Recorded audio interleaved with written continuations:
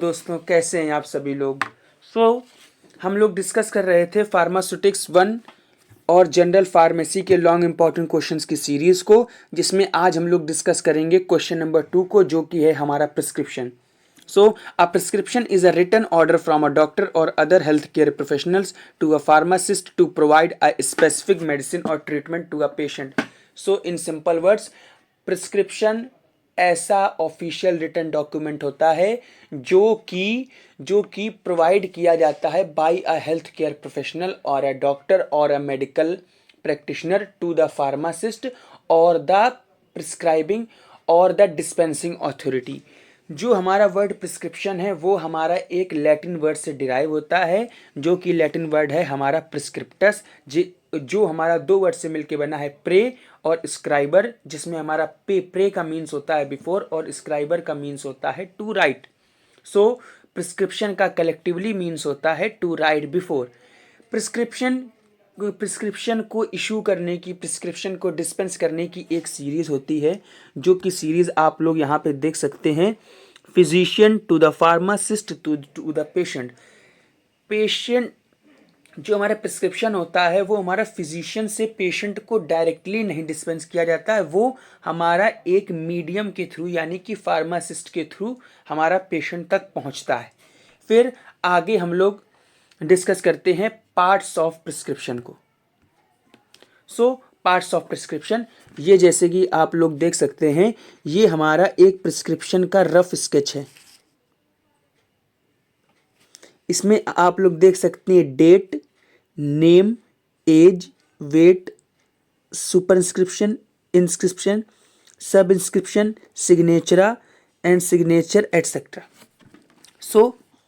ऐसा कि आप लोग देख सकते हैं प्रिस्क्रिप्शन में हमारे 9 पार्ट्स होते हैं, 9 part. First of all, prescriber office information, date, patient information, superscription, inscription, सब इंस्क्रिप्शन, सिग्नेचरा और ट्रांसक्रिप्शन, रिन्यूअल इंस्ट्रक्शंस और prescriber signature and registered number. ये क्या होते हैं, इनको समझते हैं। First of all, prescriber office information, ये क्यों होती है और क्यों ज़रूरी होती है। देखिए, सबसे पहले आपने अगर कोई भी प्रिस्क्रिप्शन देखा होगा तो उसमें आपने देखा होगा कि या तो क्लिनिक का नाम ऊपर लिखा होता है या तो हॉस्पिटल का नाम ऊपर लिखा होता है। ये क्यों लिखा होता है, ताकि जो फार्मासिस्ट है जिसके पास वो प्रिस्क्रिप्शन जा रहा है, वो जब उस प्रिस्क्रिप्शन तो देखे तो उसे देखते ही पता चल जाए ये प्रिस्क्रिप्शन कहीं कोई फेक तो नहीं है, या कहीं किसी ने रफ बैलेट पेपर पे तो इसको लिख करके नहीं दिया, या इनकेस अगर फार्मासिस्ट को प्रिस्क्रिप्शन पढ़ने में कोई प्रॉब्लम आ रही है तो वो उस हॉस्पिटल की अथॉरिटी को, क्लिनिक की अथॉरिटी को, या तो प्रिस्क्राइबर को कॉल करके पूछ सके, सो दैट कि पेशेंट को कहीं गलती से कोई गलत मेडिकेशन ना चली जाए। दूसरी बात कि अगर पेशेंट को कोई प्रॉब्लम है और उसे ड्रग्स में कोई साइड इफेक्ट आ रहा है या कोई और प्रॉब्लम है, तो वो डायरेक्ट उस प्रिस्क्राइबर को कांटेक्ट कर सके, उसकी इंफॉर्मेशन के थ्रू, उसके नेम के थ्रू, उसके मोबाइल नंबर के through. First point. Second point होता है डेट। डेट क्यों ज़रूरी है? डेट इसलिए ज़रूरी है क्योंकि कुछ ड्रग्स हमारी ऐसी होती हैं जो कि एक स्पेसिफिक टाइम के लिए दी जाती हैं, 1 months, 2 months, 30 days, 60 days, 90 days etcetera. तो प्रिस्क्रिप्शन में लिखी हुई ड्रग्स आप कितने टाइम तक परचेज कर सकते हो, ये आपको कैसे पता चलेगा? ये आपको डेट से पता चलेगा। तीसरा, पेशेंट इन्फॉर्मेशन। पेशेंट इन्फॉर्मेशन इसलिए ज़रूरी होती है कि बाय चांस अगर आपके प्रिस्क्रिप्शन में कोई ऐसी ड्रग लिखी हुई है, कोई ऐसी मेडिकेशन लिखी हुई है जो कि चिल्ड्रंस के लिए नहीं है, या जो कि एक स्पेसिफिक डोज में आती है, तो उसमें आपका नेम इसलिए इम्पॉर्टेंट है कि कहीं कोई, फॉर एग्ज़ाम्पल, आप कुछ लोग होते हैं कि किसी और का प्रिस्क्रिप्शन ले करके चले गए, वो चीज़ हो सकती है कई केसेस में, पर अगर वहाँ पर कोई ऐसी ड्रग है जो ड्रग कुछ केसेस में स्पेसिफिक है, जैसे कि कोई सिडेटिव है या कोई हिप्नोटिक है, तो आपको उसके लिए स्पेसिफिक और स्पेशल अटेंशन रखने की ज़रूरत है, इसलिए नेम लिखा होता है। एज एज इसलिए लिखी होती है सो दैट कि उसका डोज डिसाइड हो सके।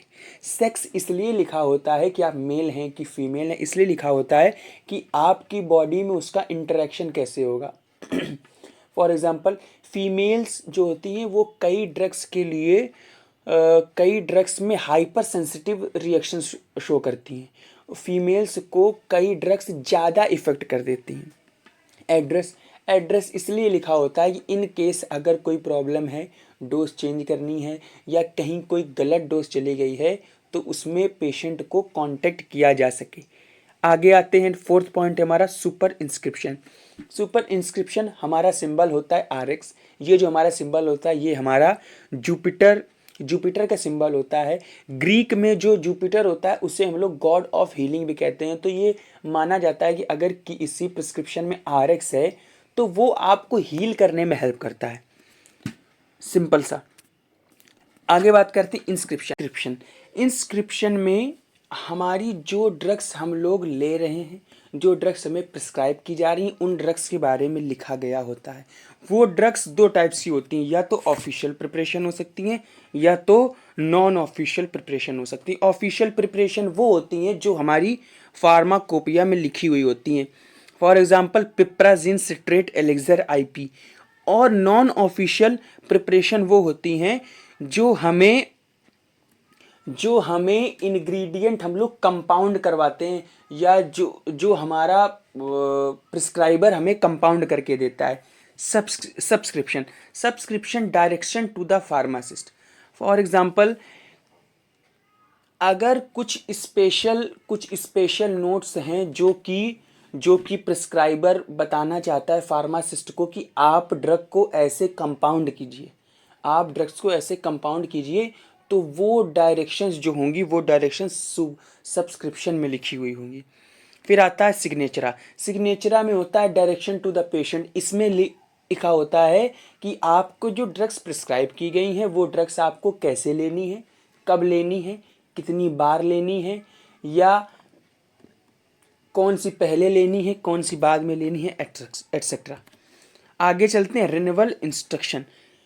आपको ड्रग्स कितने समय तक लेनी है। फॉर एग्जांपल आपने पहले 3 दिन की टैबलेट्स ले ली या आपने 10 टैबलेट्स ले ली।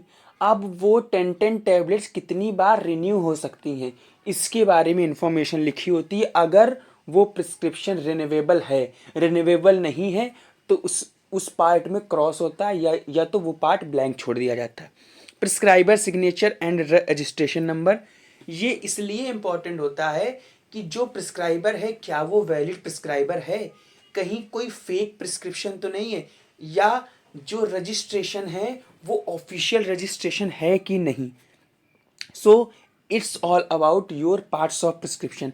नेक्स्ट हम लोग चलते हैं types of prescription. So prescription हमारे 2 टाइप्स के होते हैं, कंपाउंडेड प्रिस्क्रिप्शंस और non compounded prescription. Compounded prescriptions वो होते हैं जो प्रिस्क्राइबर के ऑर्डर पे हमारा फार्मासिस्ट कंपाउंड करता है। फॉर एग्जांपल आप लोगों ने जैसे पहले की चीज़ों को देखा होगा तो हमारे जो वैद्य होते थे, वैद्य कुछ पार्ट में सारी की सारी चीज़ों को मिला करके एक फॉर्मूलेशन को कंपाउंड करते थे। उन चीज़ों में एक बेस होता था, एक एडिटिव होता था, एक व्हीकल होता था, और इन सबको मिला करके एक हमारी फॉर्मूलेशन बनती थी जिसे हम लोग कंपाउंडेड प्रिस्क्रिप्शन कहते थे। सिंपल सी चीज़ ये है कि प्रिस्क्राइबर के ऑर्डर पे अगर एक्यूरेट अमाउंट की ड्रग को मिला करके कोई नई फॉर्मूलेशन बनाई जाए उसे हम लोग कंपाउंडेड फॉर्मूलेशन कहते हैं, और जिस प्रिस्क्रिप्शन में वो फॉर्मूलेशन लिखी होती है उसे हम लोग कंपाउंडेड प्रिस्क्रिप्शन कहते हैं। इसका एग्जाम्पल क्या होता है, sodium bicarbonate 3 gram, simple syrup 6 ml, purified water QS 100 ml। इन तीनों चीज़ों को मिला करके जो प्रिपरेशन बनेगी कंपाउंडिंग के थ्रू वो हमारी होगी कंपाउंडेड फॉर्मूलेशन, और जो जिस प्रिस्क्रिप्शन पे वो लिखा होगा वो हमारा होगा कंपाउंडेड प्रिस्क्रिप्शन। नेक्स्ट होता है हमारा नॉन कंपाउंडेड प्रिस्क्रिप्शन।